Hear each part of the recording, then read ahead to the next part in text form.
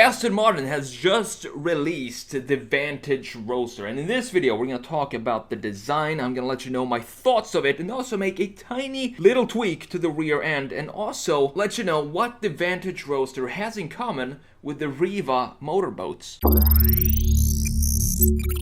Before we jump into the design talk, let's talk about some of the spec and tech here. This Vantage Roadster has the same 4-liter, 503 horsepower twin-turbo AMG V8 with an 8-speed ZF automatic, and 0 to 60 takes 3.7 seconds, which is 0.4 seconds slower than the coupe, and this is pretty normal with convertibles since they tend to weigh more with the added structural components and the folding top mechanism and all of that. In this case, the Roadster weighs 132 pounds more than the coupe, which also contributes to a 5 mile per hour lower top speed. One thing I do appreciate Aston Martin here for keeping is the same wheel size both front and rear, and this is something we're starting to see change with some performance cars such as the BMW M3 and M4, where you have, for example, 21s in the rear and then 20s in the front. And what this does, it makes it look to me a little cartoonish. I get the point, it looks beefier in the rear with larger wheels in the rear, and it also helps with the comfort and the grip in the front if you have more rubber on the front wheels. But I like all around the same size on the wheels, makes it look less cartoonish. And on the Vantage Roadster we have the same wheel size all around, and these are 255/40R 20s in the front and 295/35R 20s in the rear. The Vantage is also equipped with the world's fastest folding roof, only 6.7 seconds to take the roof down or bring it back up, which is not bad. The price for the Vantage Roadster starts at around $150,000, but this is for a very base model with a lot of plastics in the interior, no carbon fiber anywhere. So it easily climbs up to $200,000 with extras such as leather interior and the carbon fiber bits and all of this stuff. But who cares about any of this stuff? We want to talk about design here. So let's jump into Photoshop and let me show you exactly what I think about this design. Alright, so here we are of course in Photoshop, and this is the Vantage Roadster right here. And isn't it a beautiful looking car? To me, this is probably one of the, if not the most beautiful looking roadster in modern times, going back 10 years, 10, 15 years, something like that. Because what Aston Martin did here is something completely different with the Vantage from 2018. Introduced a completely new shoulder line, and that is of course this line right here that goes from the start all the way back to this point, and then of course doing the same on the other side right here. And what this reminds me of is the Riva motor boats right here. You have the beautiful Riva boats, which is to me one of the most beautiful lines and designs of any boats, simply because of the line work and the shoulder line in these boats as well. So you have this dipping line right here. It goes from the start, it starts high here and then dips back beautifully like this. And I think we have the same kind of feeling of that line in the Vantage right here, meaning that we have a continuous convex line that doesn't go up and down. It just continues with the same kind of curvature going from the front to the rear. And this is completely different from what we're used to seeing from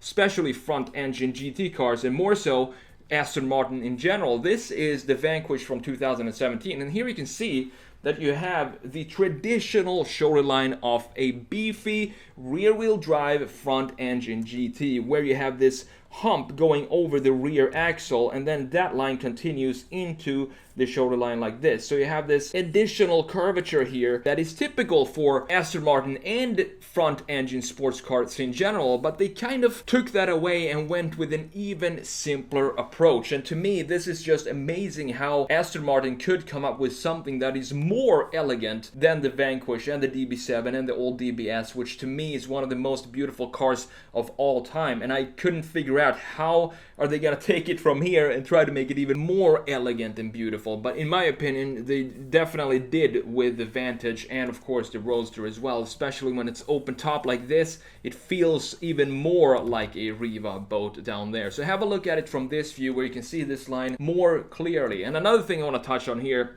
is a fantastic idea by Aston Martin, and I think they heard a lot of they got a lot of feedback regarding that on the Vantage, the standard Vantage, the coupe, which is the front right here. If you remember the Vantage, I'm going to show you them right here, side by side. The original Vantage, it had this carbon fiber piece that sticks almost, it doesn't look like it's fitting in the car. It looks like it's just an afterthought that they just pushed in the grill or the mouth of the Vantage, and it doesn't look good in my opinion. It sticks out too far. We have the same issue in the rear, and that's what I'm going to redesign in just a minute here. This is an option that you can choose to have that removed and just have it be a regular mesh grill like this, and I think this looks so much better without the carbon fiber piece that sticks out of the mouth in the front. What I wanted to show you here is the line from this angle, and you can see how beautifully solid and just consistent this line is. And what it feels like is that it feels like when you have a line like this, it feels like the power is in the front, and then the rest of the body kind of follows the flow of the airflow going here. And if you have airflow from the front, it's not gonna make a shoulder line that goes like this as we're used to from the Vanquish over here, for example. It would make more sense that if you have something pulling the rest of the car here, shape-wise and line-wise, that means that the lines going from the front is going to be way more smooth and have less curvatures to it. And that's why I think the new Vantage, it looks even faster than the older Aston Martins and the older GT cars in general that all have this bump here over the rear shoulder. And overall, it's just a clean-looking car. You don't even have any chamfers around the headlights. The headlights themselves look like they are part of the bodywork. If you were to just have this be a solid sculpture without any headlights or any details or stuff like that, you would see that you can't even tell where the headlights start because they melt so well into the front of the car here and into the body shape. It follows all the curvatures in the body, and I think it looks great. One thing that this Vantage needs definitely is, I'm gonna do it here, but I do it on pretty much every redesign. But in this case, it really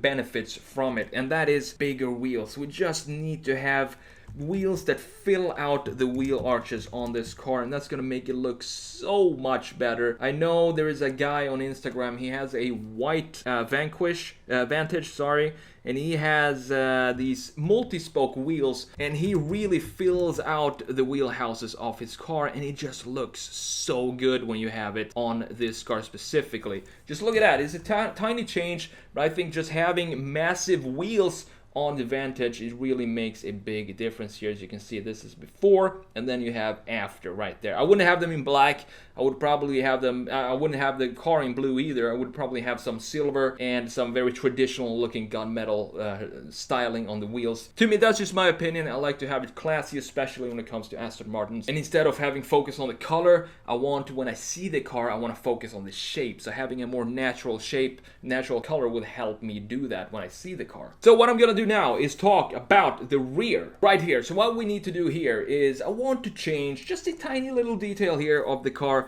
I love this car, as you know, but I think what they wanted to try and do here with the rear diffuser down here is I think the rear diffuser, it takes up too much visual energy when you look at it from the rear. It just smacks you in the face, and it takes away from this beautiful feature here. You have the ducktail that is integrated like this, and also the integrated lights that follows the ducktail and emphasizes that shape even more. I want to have more focus on that area of the design. That means that what I wanted to do is just a simple quick change that I'm going to do right now, and that is to just bring this curvature down and have it be horizontal here and then dip down. So take away this curvature, and you see this chamfer, it's way too fat for me, and it sticks out way too much. The same problem as we had in the front grille, but I think this might be an option now too, to remove this big chamfer and have it be more integrated in the front, just like they did with the front grille. Having it be horizontal is going to match this line more, so I want to have it almost be a mirrored line, something like this,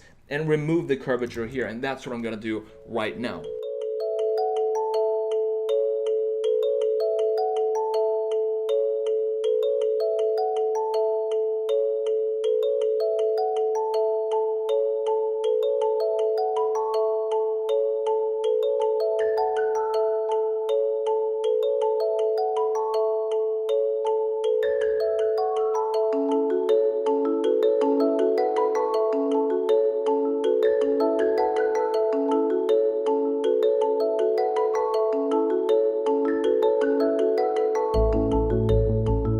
So there we have it, guys. This is of course the before, and then boom, this is the after. Just a tiny little change to the design, and I think it make a huge difference to this car, and it takes away the you don't have this massive diffuser just smacking you in the face when you look at this from the rear. It's more integrated now, it's more subtle, and on top of that, it mirrors the line of the beautiful headlights, rear lights that you have there. So it's almost the exact same line, only upside down in the bottom. That creates the shape of the diffuser. Thanks for watching. I'm the TheSketchMonkey. Take care, and I'll see you in the next video.